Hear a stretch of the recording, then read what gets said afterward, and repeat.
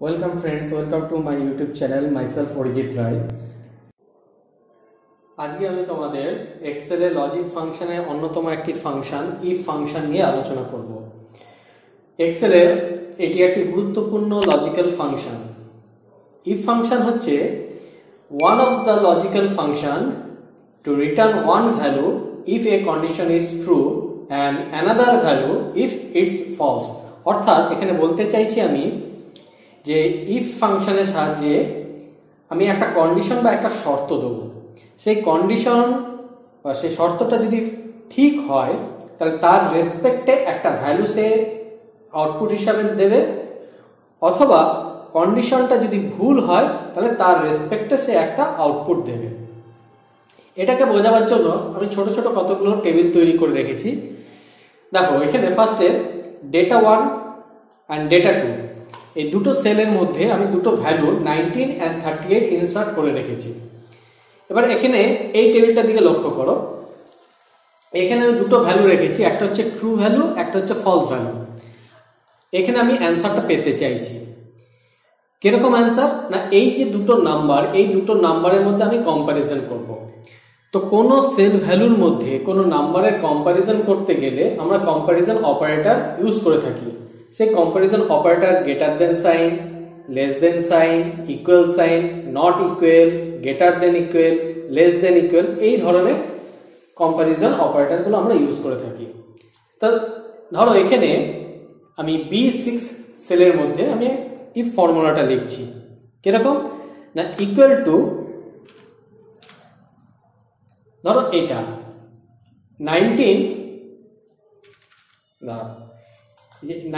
এর সেল অ্যাড্রেসটা হচ্ছে কত? না B3 গ্রেটার দেন 38 অর্থাৎ C2। তাহলে এখানে চেক করা হচ্ছে যে B3 এর ভ্যালুটা কি C3 এর চেয়ে বড় না ছোট। আমি এখানে কন্ডিশন দিয়েছি গ্রেটার দেন, তো যদি বড় হয় তাহলে অ্যান্সারটা আসবে ট্রু, আর যদি গ্রেটার দেন না হয় তাহলে অ্যান্সার আসবে ফলস। আমি আগে একটা জিনিস ভুল করেছি, যে কোনো ফর্মুলার আগে আমাকে ইকুয়াল সাইন দিতে হয়। ইকুয়াল সাইন দিয়ে দিলাম যে B3 greater than C3, false. কেন ফলস? না এখানে B3 এর ভ্যালু 19 আর C3 এর ভ্যালু হচ্ছে 38, তাহলে 19 কখনোই 38 এর চেয়ে বড় নয়, তাই জন্য আউটপুটটা এসছে ফলস। এবার আমি যদি এই ভ্যালুটাকে চেঞ্জ করে দিই, ধরো এখানে এটাকে 48 করে দিলাম, তাহলে এটা অটোমেটিকলি ট্রু হয়ে গেল। কারণ এখানে যে আমি কম্পারিজন যেটা করেছিলাম B3 গ্রেটার দেন C3, সেক্ষেত্রে দেখা যাচ্ছে কন্ডিশনটা ট্রু হয়েছে, অর্থাৎ 48 গ্রেটার দেন 38, সেই রেসপেক্টে এটা ট্রু এসছে।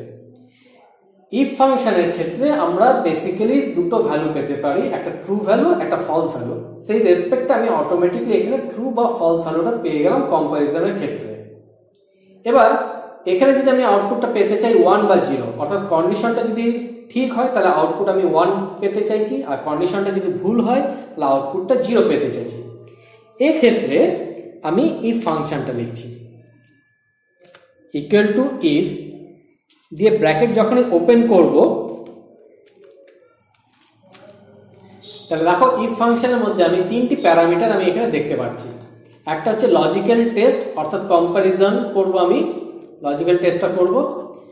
সেই লজিক্যাল টেস্টটা যদি ট্রু হয় বা সঠিক হয় তার রেসপেক্টে আমি একটা ট্রু ভ্যালু দেবো, আর যদি এই কন্ডিশনটা যদি ঠিক না হয়, এই কন্ডিশনটা যদি ফুলফিল না হয় তাহলে তার রেসপেক্টে আমি ফলস ভ্যালুটা দেবো।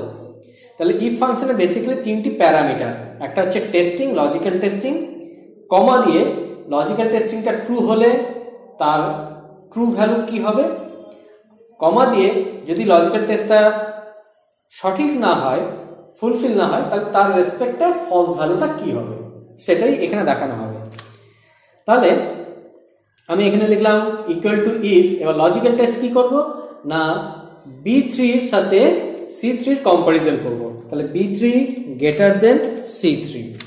যদি এই কন্ডিশনটা সঠিক হয়, অর্থাৎ B3 এর ভ্যালুটা যদি C3 এর ভ্যালুর চেয়ে বড় হয়, তাহলে কমা দিয়ে নেক্সট যে প্যারামিটার সেটা হচ্ছে ট্রু ভ্যালু। তো আমি এখানে বলেছি যে কন্ডিশনটা ট্রু হলে আউটপুট আসবে 1, তাই আমি এখানে দিয়ে দিলাম 1, কমা দিয়ে যদি এই B3 গ্রেটার দেন C3 অর্থাৎ এই কন্ডিশন লজিক্যাল টেস্টটা যদি ফলস হয় তাহলে তার রেসপেক্টে হবে একটা ফলস ভ্যালু, অর্থাৎ এখানে হচ্ছে 0, ব্র্যাকেট ক্লোজ, এন্টার। তাহলে এখানে আউটপুট 1 এসছে। কেন 1 এসছে না, আমি যে এখানে যে কম্পারিজন যেটা করেছিলাম B3 greater than C3, obviously দেখা যাচ্ছে B3 এর ভ্যালুটা C3 এর ভ্যালুর চেয়ে বড়, কন্ডিশনটা ট্রু হয়েছে এবং ট্রু হওয়ার জন্যই আমি এখানে যে ফর্মুলাটা এখানে লিখেছিলাম যে ট্রু ভ্যালুটা হবে 1।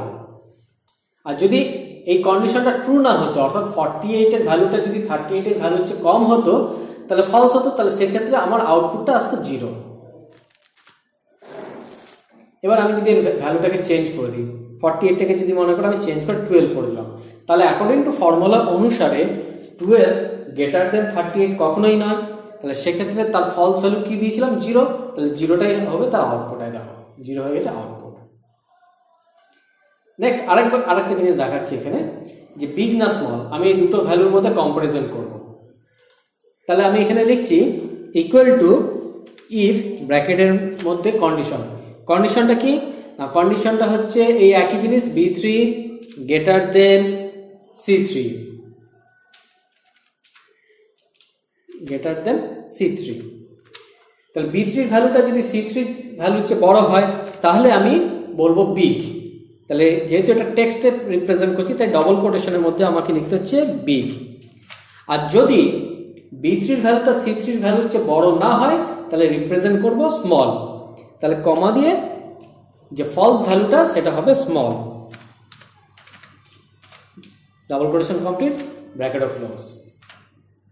তাহলে দেখা যাচ্ছে যে B3 এর ভ্যালুটা C3 এর ভ্যালুর চেয়ে ছোট, তাই স্মল এসছে। এবার এই ভ্যালুটাকে যদি আমি বাড়িয়ে দিই বা চেঞ্জ করে দিই, 59 করে দিই, তাহলে দেখো বি হয়ে গেল। বোঝা যাচ্ছে? আবার এখানে আরেকটা আমি দিয়েছি যে একটা কন্ডিশন এই দুটোর মধ্যে কম্পারিজন করব এবং তার রেসপেক্টে ট্রু ভ্যালু হলে B3 আর C3 ভ্যালু যোগফলটা দেখাবে, আর যদি কন্ডিশনটা ভুল হয় তাহলে আউটপুটটা হবে B3 আর C3 এর সাবট্রাকশনটা, বিয়োগফল।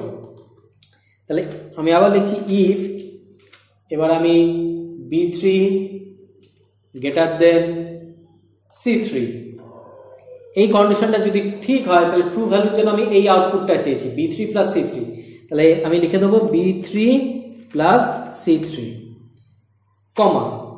কমা দিয়ে ফলস ভ্যালু মানে বলতে চাইছি যে আমার এই লজিক্যাল কন্ডিশন বা টেস্টটা যদি ঠিক না হয়, ভুল যদি হয়, তাহলে তার ফলস ভ্যালুটা কি হবে না, তার ফলস ভ্যালুর জন্য আমি বলে দিচ্ছি এটা হবে তার আউটপুট B3 মাইনাস C3। তাহলে B3 minus C3 bracket close.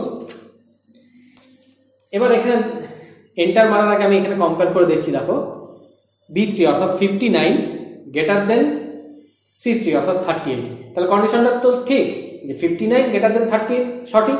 আর যদি সঠিক হয় তাহলে তার ট্রু ভ্যালুটা কি হবে না B3 এর সাথে C3 যোগ হবে, অর্থাৎ 59 এর সাথে 38 যোগ করলে যে ভ্যালুটা সেই ভ্যালুটা আসবে, যেমন 96। এন্টার মারলাম, এটা 97 চলে আসছে, অর্থাৎ B3 এর সাথে C3 যোগ করে 97 আসছে। এবার যদি আমি এর ভ্যালুটাকে কমিয়ে দিলাম, তার মানে নিশ্চয়ই 20 গ্রেটার দেন 38 নয়, তার মানে ফলস হলে ফলস ভ্যালুতে কি দিয়েছিলাম না B3 মাইনাস C3 অর্থাৎ 20 মাইনাস 38 হবে, তাহলে সেক্ষেত্রে রেজাল্টটা আসবে -18। দেখো -18 এখানে চলে আসছে, ক্লিয়ার? নেক্সট ঠিক একইভাবে আমি ওই দুটো সেলের মধ্যে কম্পেয়ার করব, যদি কন্ডিশনটা ট্রু হয় তাহলে আজকের ডেটটা দেখাবে, আর যদি কন্ডিশনটা ট্রু না হয় তাহলে আজকের ডেটের সাথে 7 যোগ করে নেক্সট যে ডেটটা হচ্ছে সেটা শো করবে। একইভাবে ইফ আমি এখানে লিখছি B3 গ্রেটার দেন C3, এটা হচ্ছে কন্ডিশন। এই কন্ডিশনটা যদি ঠিকঠাক হয় তাহলে আমাকে দেখাবে কি দেখাবে, আমি বলে দিয়েছি যে আউটপুটটা হবে টুডে, আজকের ডেটটা শো করবে, কমা। যদি এই কন্ডিশনটা ঠিক না হয় তাহলে কি হবে, ফলস কন্ডিশনটা কি ছিল না টুডের সাথে 7 ডে অ্যাড হয়ে যাবে, তাহলে আমি টুডে প্লাস 7, এবার ব্র্যাকেটটা ক্লোজ করে দিচ্ছি। দেখো আজকে হচ্ছে মানে সরি 20 greater than 38 নয়, তাই জন্য আজকের ডেটের সাথে 7 অ্যাড করে দেখিয়ে দিচ্ছে 21 জুন 2020। আর যদি এটাকে বাড়িয়ে দিই, এর ভ্যালুটাকে যদি বাড়িয়ে দিই, তার মানে 40 greater than 38 ট্রু কন্ডিশন, তাহলে আজকের ডেটটা দেখিয়ে দিল 14 তারিখ। বোঝা গেল? আচ্ছা, এরই একটু অ্যাডভান্স লেভেলে এবার আমি যাচ্ছি নেক্সট টেবিলটাতে। এখানে দেখো আমি একটা টেবিল তৈরি করে রেখেছি, ID number, gender, basic, HRA, DA আর টোটাল। এখানে আমি দুটো জিনিস শিখিয়ে দিচ্ছি। ধরো এখানে প্রত্যেকটা আইডি এমপ্লয়ের এইচআরএ 300 করে, তাহলে আমি বারবার 300 করে লিখতে পারি। কিন্তু রেকর্ড যদি আমার বেশি থাকে তাহলে আমি বারবার 300 লিখবো না, আমি জাস্ট এখানে 300 লিখে অটোফিল ফরম্যাটে এখানে ধরে এনে কার্সরটা ফিল আপ করবো, প্রত্যেকে 300 চলে গেল। ঠিক আছে, এবার ডিএ, এখানে আমি একটা শর্ত দিচ্ছি যে যাদের মানে জেন্ডার এফ, তাদের ডিএটা হবে 15%, তাদের ডিএ হবে 15%। আর যাদের জেন্ডার এম, মেল ক্যান্ডিডেট, তাদের ডিএটা হবে ধরো 12%। এই কন্ডিশনের উপর ভিত্তি করে আমি কি করে এই ডেটাটা ফিল আপ করব। তাহলে এখানে আমি ফর্মুলাটা লিখবো ডি এর ঘরে, কারণ আমাকে ডি এর কন্ডিশনটা বলেই দেওয়া হয়েছে যে যারা ফিমেল ক্যান্ডিডেট তাদের ডিএটা হবে বেসিকের, তাদের বেসিকের 15%, আর যারা মেল ক্যান্ডিডেট তাদের ডিএটা হবে বেসিকের 12%। ফিমেল হলে 15% আর মেল হলে 12%, কার না বেসিকের। তাহলে আমি এখানে ফর্মুলাটা লিখব ইফ, এবার কন্ডিশনটা তো হতে হবে, যে কন্ডিশনটা হচ্ছে যে জেন্ডারটা অর্থাৎ এটা এই সেল অ্যাড্রেসটা ইকুয়াল টু, যদি এফ হয়, তাহলে যেহেতু এফ একটা ক্যারেক্টার তাই আমি ডবল কোটেশনের মধ্যে এফ লিখলাম। তাহলে এটা হচ্ছে একটা কন্ডিশন যে F6টা ইকুয়াল টু যদি এফ হয় তাহলে কি হবে না তার ডিএটা হবে 15% অফ বেসিক। তাহলে বেসিকটা এখানে কত, ওর সেল অ্যাড্রেস হচ্ছে এটা G6 ইন্টু 15%, কমা কমা যদি F6 অর্থাৎ এই যে সেল ভ্যালুটা অর্থাৎ F6 এর ভ্যালুটা যদি F না হয়, এই কন্ডিশনটা যদি ফলস হয় মানে মিথ্যা হয়, তাহলে সে নিশ্চয়ই মেল ক্যান্ডিডেট হবে। তাহলে মেল ক্যান্ডিডেট যদি হয় তাহলে তার ডিএটা হবে বেসিকের 12%। তো বেসিকটা এখানে কত নম্বর সেলে ছিল না G6 সেলে ছিল, তো G6 ইন্টু 12% ব্র্যাকেট ক্লোজ।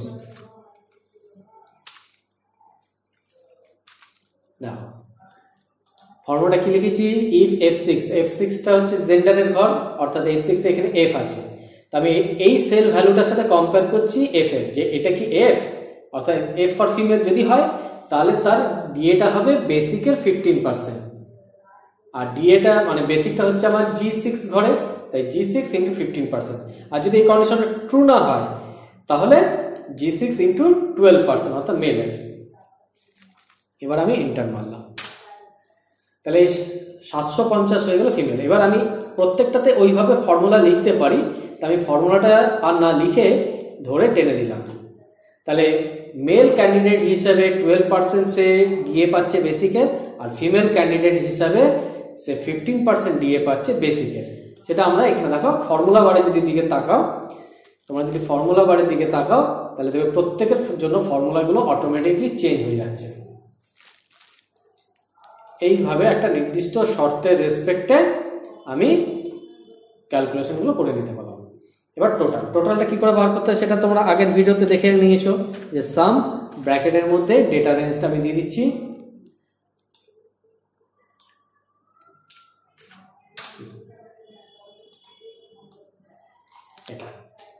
তাহলে একটা হলো বেসিক জিনিস যে দুটো নাম্বারের মধ্যে আমি কম্পেয়ার করলাম, কম্পেয়ার করার পর কন্ডিশনটা ঠিক হলে ট্রু বা 1 বা বিগ হবে, আর কন্ডিশনটা যদি ভুল হয় তাহলে তার রেসপেক্টে ফলস, জিরো, স্মল এগুলো হতে পারে। আরেকটা দেখালাম এটা যে আমি এখানে কম্পারিজন করছি যে F6টা অর্থাৎ এই ভ্যালুটা, এই সেলের ভ্যালুটা যদি F হয় তাহলে কি করতে হবে, আর যদি F না হয় তাহলে কি করতে হবে। ঠিক আছে, এরপর আমি আরেকটা এক্সাম্পলে যাচ্ছি। এখানে একটা মার্কশিট আছে, এই মার্কশিটের মধ্যে আমি একটা রিমার্কস বসাতে চাইছি যে যে সমস্ত স্টুডেন্টরা 60%-এর উপর পেয়েছে তাদেরকে আমি ডিস্টিংক্ট দেবো, যারা 40%-এর উপর পেয়েছে তারা পাস পি, আর যারা 40%-এর কম পেয়েছে তারা এফ ফেল। তাহলে কি লিখবো এখানে ফর্মুলাটা? এটা কিন্তু নেস্টেড ইফের ক্ষেত্রে আমরা ঢুকছি। এর আগে যে দুটো আমরা এক্সাম্পল দেখালাম সেই দুটো কিন্তু বেসিক ইফ ফাংশনের উদাহরণ। এরপরে যে এক্সাম্পলটা দেখাচ্ছি সেটা হচ্ছে একের অধিক ইফ স্টেটমেন্ট, যাকে আমরা বলে থাকি নেস্টেড ইফ স্টেটমেন্ট। মানে এখানে একটা কম্পারিজনের উপরে ভিত্তি করে ট্রু বা ফলস ভ্যালু আসছে না, এখানে এক বা একের অধিক কম্পারিজন এর ক্ষেত্রে আমার ভ্যালুগুলো আসতে পারে। কিভাবে সেটা একটু দেখে নেওয়া যাক। Equal to if bracket open, আমি বলেছি 60%-এর বেশি, এভারেজ কোন ঘরে আছে না কে 16 ঘরে, তাহলে কে 16 গ্রেটার দেন যদি 60 হয় তাহলে কমা কি হবে, ট্রু ভ্যালু কি বলেছি 60%-এর বেশি হলে ট্রু ভ্যালুটা ডিস্টিংক্ট, তাহলে ডবল কোটেশনের মধ্যে ডিস্টিংক্ট কমা, তারপর কি হবে ফলস ভ্যালু। এবার এখানে লক্ষ্য করে দেখো ফলস ভ্যালুর ক্ষেত্রে কিন্তু আমার একটা অ্যান্সার নেই, আমার কিন্তু একের অধিক আবার অপশন রয়েছে, অর্থাৎ সে 40-এর বেশিও পেতে পারে আবার 40-এর কমও পেতে পারে। এখানে যদি আমি বলে দিতাম যে 60-এর বেশি পেলে সে ডিস্টিংক্ট আর না হলে সে ফেল, তাহলে কিন্তু আমি এখানে ইজিলি লিখে দিতে পারতাম যে কে 16 গ্রেটার দেন 16 কমা দিয়ে ট্রু ভ্যালুটা হবে ডিস্টিংক্ট, কমা দিয়ে যদি 60-এর বেশি না হয় তাহলে ফেল। কিন্তু এখানে আমার একের অধিক আবার অপশন রয়েছে, এখানে তাকাও 60-এর বেশি পেলে ডিস্টিংক্ট পাবে, আর যদি সে 60-এর বেশি না পায় তাহলে তার কাছে আরো দুটো অপশন চলে আসছে, আইদার সে 40-এর বেশি পাচ্ছে বা 40-এর কম পাচ্ছে। তাহলে এই যে আরেকবার যে কন্ডিশনটা চলে এলো এটাই হয়ে যাচ্ছে তোমার নেস্টেড একের অধিক। সেক্ষেত্রে তখন আমাকে আবার ইফ লিখতে হবে, ইফ সেক্ষেত্রে আবার আমাকে ইফ লিখতে হবে, আবার ব্র্যাকেট ওপেন করতে হবে, কম্পারিজন করবো কার ওই এভারেজের সাথে। তো এভারেজটা নিশ্চয়ই আমার আছে কে 16 সেলে, গ্রেটার দেন যদি 40 হয়, তারপরে কমা, কমা দিলে এবার কি আসবে ট্রু ভ্যালু। তাহলে কেউ যদি 40-এর বেশি পায় তাহলে সে কি হচ্ছে পি, তাহলে ডবল কোটেশনের মধ্যে পি কমা। এবার সে যদি 40-এর বেশি না পায় তাহলে ফলস ভ্যালু, তাহলে ফলস ভ্যালু কোনটা হবে এফ। আর তো আমার কাছে কোনো অপশন নেই, তাই আমি এখানে ডবল কোটেশনের মধ্যে এফ লিখে দিলাম। ব্র্যাকেট যটা ব্র্যাকেট ওপেন হচ্ছে ঠিক তটা ব্র্যাকেট আমাকে ক্লোজ করতে হবে। ফর্মুলাটা দেখে নাও একটু ভালো করে এবং বোঝো যে কে 16 অর্থাৎ এভারেজের ভ্যালুটা গ্রেটার দেন যদি 60 হয় তাহলে ডিস্টিংক্ট, যদি 60-এর বেশি না হয় তাহলে তার কাছে কিন্তু আরো দুটো অপশন রয়ে যাচ্ছে, তার কাছে আরো দুটো অপশন রয়ে যাচ্ছে, তার জন্য আমাকে আবার ইফ স্টেটমেন্টটা ইউজ করতে হলো এবং সেখানে লিখতে হলো কে 16 গ্রেটার দেন 40, তাহলে ট্রু ভ্যালু হবে পি, আর যদি এই গ্রেটার দেন 60 না হয় তাহলে আর কি অপশন থাকছে এই পার্টের যেটা দেওয়া আছে ফলস, সে ফলস ভ্যালুটা। এবার আমার এখানে দেখো দুটো ব্র্যাকেট ওপেন হয়েছে, আমি দুটো ব্র্যাকেট ক্লোজ করে দিলাম, ঠিক আছে। এরপর আমি এন্টার মারছি, এন্টার মেরে দিলাম। এবার এইভাবে এই ফর্মুলাটাও আমি এখানে লিখতে পারি equal to if bracket open, এভারেজটা আছে আমার কে 17 ঘরে, তাহলে কে 17 গ্রেটার দেন 60 কমা ডবল কোটেশনের মধ্যে ডিস্টিংক্ট কমা, আবার ইফ দিলাম ব্র্যাকেট ওপেন কে 17 গ্রেটার দেন 40 কমা ট্রু ভ্যালু সে হচ্ছে পি পি কমা, আর যদি গ্রেটার দেন 40 না হয় তাহলে সে fail F. Double quotation complete, দুটো ব্র্যাকেট ওপেন। এইভাবে প্রত্যেকটা করতে পারি। তো আমি যেহেতু একটা সেলের মধ্যে ফর্মুলা লিখে ফেলেছি, সেই ফর্মুলাটা অটোফিল ফরম্যাটে রেস্ট অফ দ্য সেলগুলোতে আমি ফিল আপ করে দিলাম। দেখো 60% উপর যারা তারা ডিস্টিংশন, দেখো 60% উপরে এরা কিন্তু রয়েছে এভারেজ, ঠিক আছে। 40% উপর যারা তারা হচ্ছে পি, 40% উপরে দেখো এই দুজন রয়েছে পি। আর 40-এর কম যারা পেয়েছে তারা হচ্ছে ফেল। আর দেখো তার এভারেজ 40%-এর কম, অটোমেটিকলি তাদের রিমার্কসগুলো চলে আসছে। বুঝতে পারলে? ওকে, এরপরে আরেকটু বড় নেস্টেড ইফের দিকে যাচ্ছি। এটা 4th এক্সাম্পল। এখানে আমি একটা গ্রেডেশনের মার্কস ইনপুট করে রেখেছি। সেখানে আমি বলতে চেয়েছি যে সমস্ত স্টুডেন্টদের এভারেজ 90%-এর উপর বা সমান তাদের গ্রেড হবে A+, যে সমস্ত স্টুডেন্টদের মার্কস 80%-এর উপর কিন্তু 90-এর কম তাদের গ্রেড হবে A, যে সমস্ত স্টুডেন্টদের 70%-এর উপর মার্কস পেয়েছে এবং 80 কম পেয়েছে তারা B, যারা 60-র বেশি বা 70-র কম তারা C গ্রেড, যারা 50-র বেশি 60-র কম D গ্রেড, আর যারা 50%-এর কম পেয়েছে তারা হচ্ছে F অর্থাৎ fail.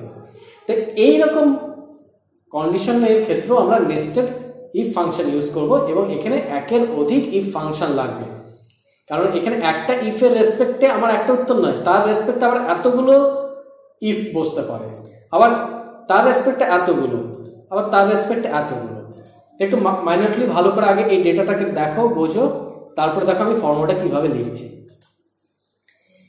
Equal to if bracket open, আমি এভারেজ দেবো, তো এভারেজটা আমার আছে কোথায়, এই যে K16 করে, গেটার দেন।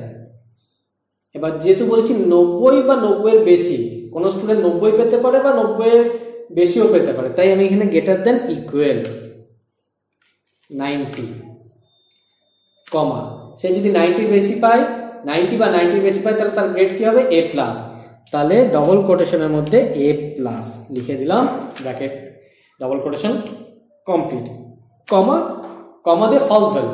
এবার ফলস ভ্যালু আমি বসাতে পারবো না, কারণ আমার এখানে আরো এতগুলো কন্ডিশন রয়েছে, তাহলে আমাকে আবার ইফ ওপেন করতে হবে। ইফ ব্র্যাকেট ওপেন, এভারেজটা হচ্ছে K16 সেলে রয়েছে, গেটার দেন ইকুয়াল টু 80। এবার কেউ যদি 80 বা 80 বেশি পায় তাহলে তার গ্রেড কি হবে, A গ্রেড, তাহলে কমা ডবল কোটেশনের মধ্যে A, ডবল কোটেশন কমপ্লিট, কমা, কমাতে ফলস ভ্যালু।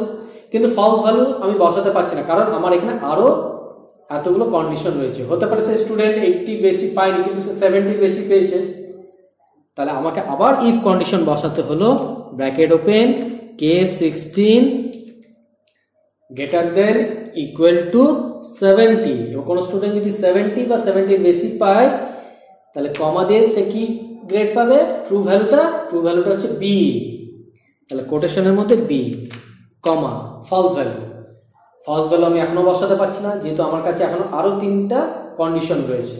তাহলে আমাকে আবার ইফ, হতে পারে সে স্টুডেন্ট 70 বেশি পায়নি কিন্তু সে 60 to 70-র মধ্যে পেয়েছে, তাই if bracket open K16 greater than equal to 60 কমা, এবার সে যদি 60 বা 60 বেশি পায় তাহলে তার গ্রেড কি হবে, C গ্রেড, ডবল কোটেশনের মধ্যে লিখলাম, কমা, এরপর ফলস ভ্যালু। এবার কোনো স্টুডেন্ট যদি 60 বেশি না পায়, সে তো 50 to 60-র মধ্যে পেতে পারে বা 50 কম পেতে পারে, তাহলে এখানে আমি ফলস ভ্যালু বসাতে পারছি না, আমাকে আবার ইফ স্টেটমেন্ট ওপেন করতে হবে। আবার ইফ ওপেন করলাম, এবার K16টা হচ্ছে আমার এভারেজের ভ্যালু, বারবার মনে রাখার চেষ্টা করবো, K16টা হচ্ছে এভারেজের সেলটা, গ্রেটার দেন ইকুয়াল টু 50। কোন স্টুডেন্ট যদি 50 বা 50 বেশি পায় তাহলে সে কি পাচ্ছে, D গ্রেড পাচ্ছে, কমা দিয়ে ফলস ভ্যালু। এবার দেখো এখানে আর কিন্তু আমার আর কন্ডিশন নাই, কোন স্টুডেন্ট 50 বা 50 বেশি পেলে B গ্রেড পাবে, আর তার নামে তার কি হতে পারে, সে 50 কম পেয়েছে, আর তো কোনো অপশন তো নেই, আইদার সে 50 বেশি পাবে বা 50 কম পাবে। তো 50 বেশি পেলে সে D গ্রেড, আর 50 বেশি না পাওয়া মানে অর্থাৎ ফলস কন্ডিশনে সে চলে এলো, আর কোনো আর ইফ ফাংশনের দরকার পড়বে না। তাহলে আমি এখানে ফলস ভ্যালুর মধ্যে ডবল কোটেশনের মধ্যে এফ লিখে দিলাম। এবার যতগুলো ব্র্যাকেট ওপেন হয়েছে মাইনুটলি আমাকে ঠিক ততগুলো ব্র্যাকেট ক্লোজ করতে হবে। 3 4 5 একটু ভালো করে আগে তোমরা এই খাতার মধ্যে এই এভারেজ আর গ্রেডের যে চার্টের কন্ডিশনটা সেটা আগে লিখে নাও। লিখে নেওয়ার পর এই ফর্মুলাটা একটু ভালো করে লক্ষ্য করো যে যদি K16 হচ্ছে আমার এভারেজের সেল ভ্যালুটা, সেই সেল ভ্যালুটা কত আমি জানি না, সেটা যদি 90 বা 90 এর বেশি হয় তাহলে সেই A+ grade true value. False ভ্যালুর ক্ষেত্রে আমার আরও কন্ডিশন রয়েছে, তাই জন্য আমি আবার ইফ দিয়ে আবার ফর্মুলা লিখছি K16 greater than equal to 80। যদি সে গ্রেটার দেন ইকুয়াল টু 80 হয় তাহলে সে A গ্রেড। যদি সে 80 বেশি না পায় তাহলে আমার আরও রেস্ট অফ কন্ডিশন রয়েছে, তাই জন্য আমি আবার ইফ কন্ডিশনে গেলাম। সেখানে K16 greater than equal to 70, 70 বা 70 বেশি পেলে ট্রু ভ্যালু হচ্ছে B গ্রেড পাবে।